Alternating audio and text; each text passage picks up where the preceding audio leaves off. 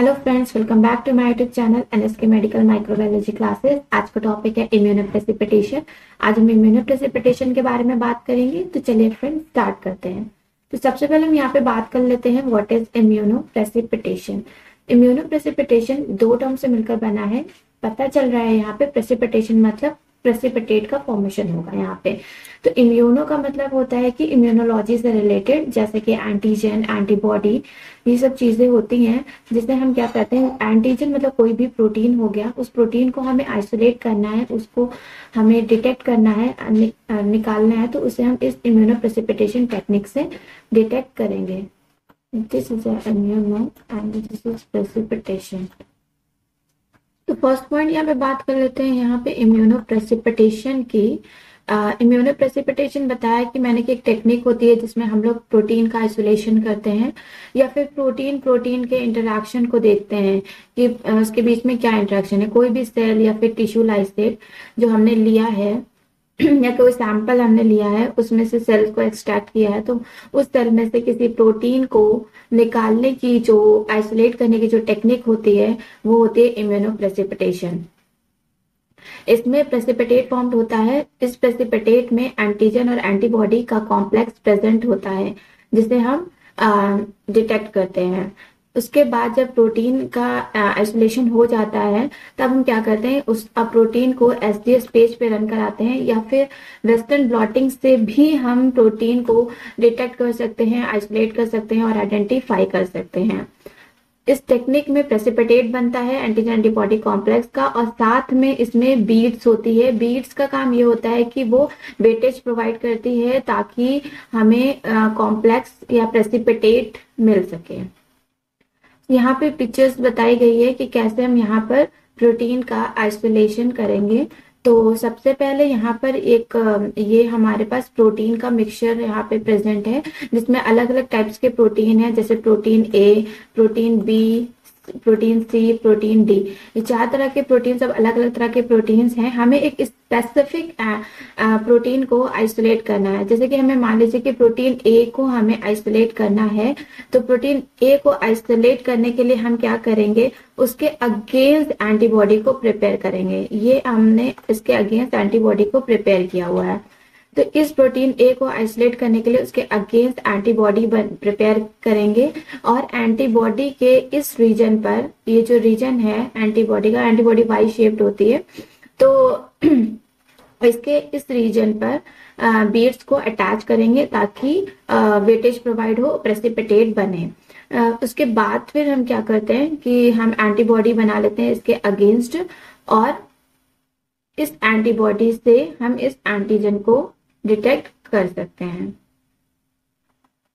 दो जनरल तरह के मेथड्स होते हैं इम्यूनोप्रेसिपिटेशन के। सबसे पहला तो जनरल जो इम्यूनोप्रेसिपिटेशन का मेथड है, एक तो डायरेक्ट से भी करते हैं और इनडायरेक्ट से भी करते हैं। डायरेक्ट कैप्चर मेथड में एंटीजन हमारे सैंपल में प्रेजेंट है, जैसे कि हमारा सैंपल है, इस सैंपल्स में एंटीजन प्रेजेंट है, हमने इसके अगेंस्ट एंटीबॉडी प्रिपेयर कर रखी है, और उस एंटीबॉडी को हमने डायरेक्ट ऐड कर दिया है विथ अटैच्ड बीड, मतलब कि इसमें बीड भी ऐड है। इस एंटीबॉडी से बीड क्या है, प्रिपेयर्ड है, मतलब एंटीबॉडी से बीड अटैच्ड है, और डायरेक्ट हमने इसमें ऐड कर दिया और बन गया इसका एंटीजन एंटीबॉडी कॉम्प्लेक्स। तो ये जो कैप्चर मेथड है ये डायरेक्ट है, मतलब एंटीबॉडी बीड के साथ अटैच रहेगी।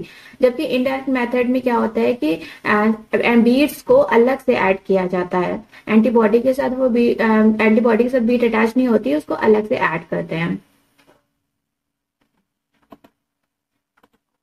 नेक्स्ट है कितने टाइप्स के इम्यूनोप्रेसिपिटेशन होते हैं। तो सबसे पहला है इंडिविजुअल प्रोटीन इम्यूनोप्रेसिपिटेशन, इसको हम लोग शॉर्ट फॉर्म में आईपी के नाम से भी जानते हैं। इंडिविजुअल प्रोटीन इम्यूनोप्रेसिपिटेशन मतलब कि एक सिंगल प्रोटीन को हम यहाँ पे आइसोलेट करेंगे, और दूसरा है कि प्रोटीन कॉम्प्लेक्स इम्यूनोप्रेसिपिटेशन, इसमें हम पूरा प्रोटीन का कॉम्प्लेक्स आइसोलेट कर सकते हैं, जिसको हम लोग शॉर्ट फॉर्म में कोआईपी के नाम से जानते हैं। और तीसरा हमारा ये है क्रोमेटिन इम्यूनोप्रेसिपिटेशन, मतलब इसमें डीएनए का पार्ट यानी क्रोमेटिन का पार्ट भी इसके साथ प्रोटीन के साथ अटैच मिलेगा, वो पूरा एक क्रोमेटिन इम्यूनोप्रेसिपिटेशन, मतलब क्रोमेटिन के साथ हम लोग आइसोलेट कर सकते हैं।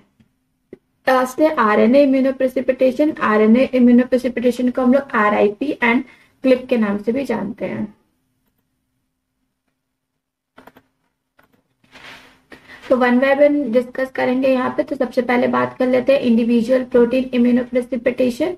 इंडिविजुअल इम्यूनोप्रेसिपिटेशन में हम एंटीबॉडी को यूज कर रहे हैं, एक स्पेसिफिक एंटीबॉडी उसके लिए जिस प्रोटीन को हमें आइसोलेट करना है, दैट पर्टिकुलर प्रोटीन आउट, और उसमें से क्या करना है, एक पर्टिकुलर टाइप का प्रोटीन हमें आइसोलेट करना है सॉल्यूशन में से, क्योंकि सॉल्यूशन में बहुत टाइप्स के डिफरेंट डिफरेंट प्रोटीन्स होते हैं। हमें तो वही प्रोटीन चाहिए ना, प्रोटीन ऑफ इंटरेस्ट जो हमें चाहिए होगा, हम उसी के अगेंस्ट ही एंटीबॉडी प्रिपेयर करेंगे, उसी के अगेंस्ट ही एंटीबॉडी प्रिपेयर करके सिंगल प्रोटीन को हम आइसोलेट कर लेंगे।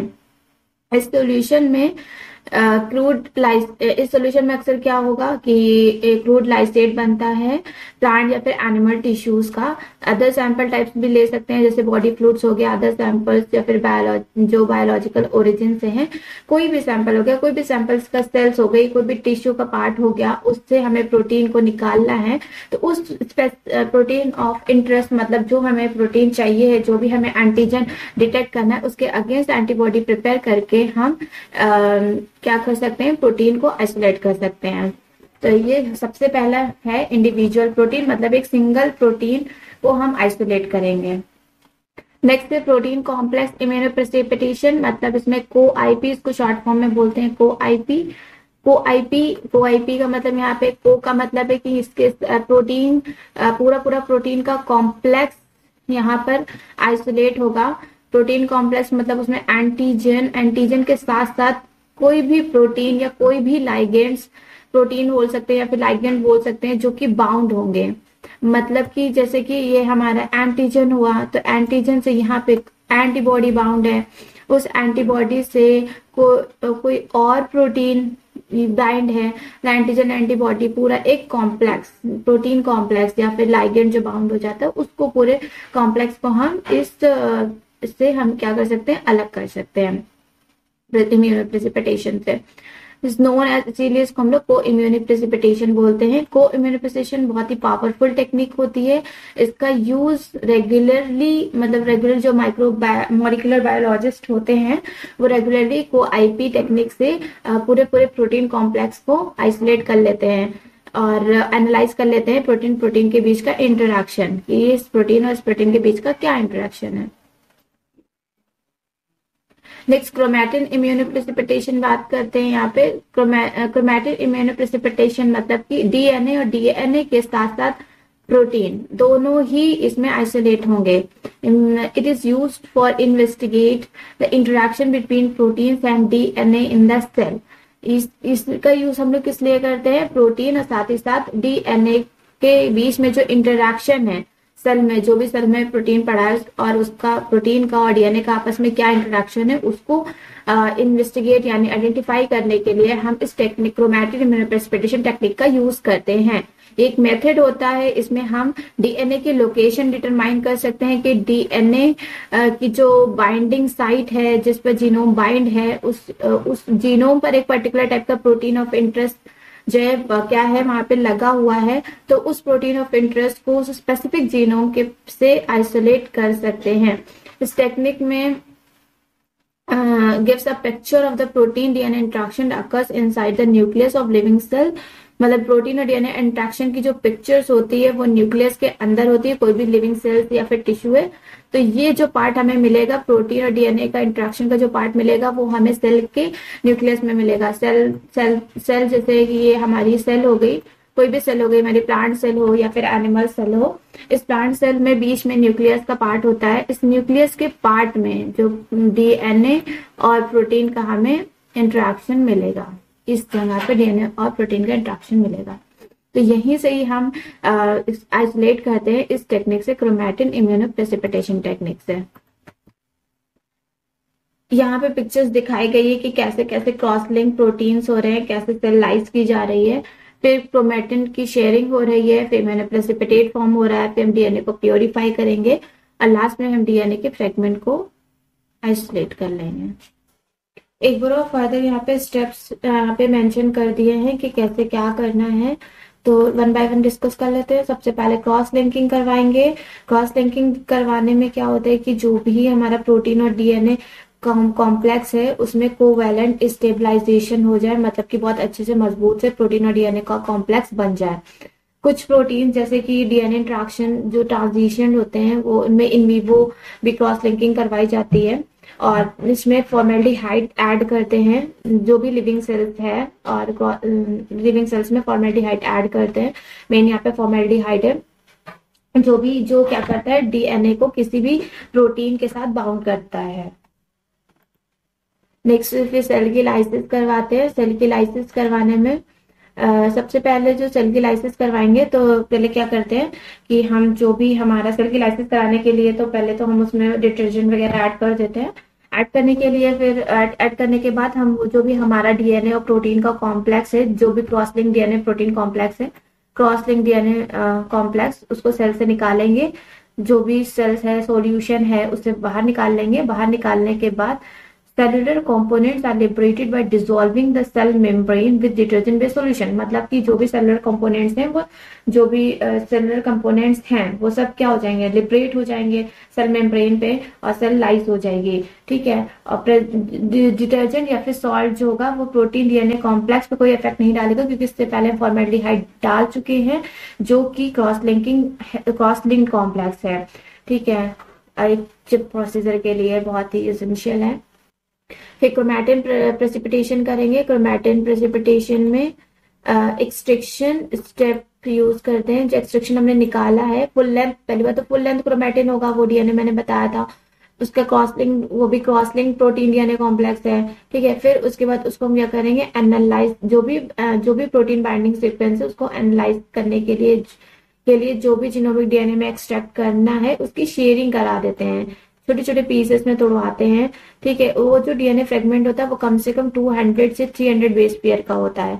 हर एक फ्रेगमेंट, जो भी डीएनए का छोटा फ्रेगमेंट है, जो शेयरिंग हमने डीएनए की है, तो वो होती है, सॉरी यहाँ पे बनाते हैं डीएनए। ठीक है, तो जो भी एक फ्रेगमेंट है वो कम से कम 200 से 300 बेस पेयर का होता है।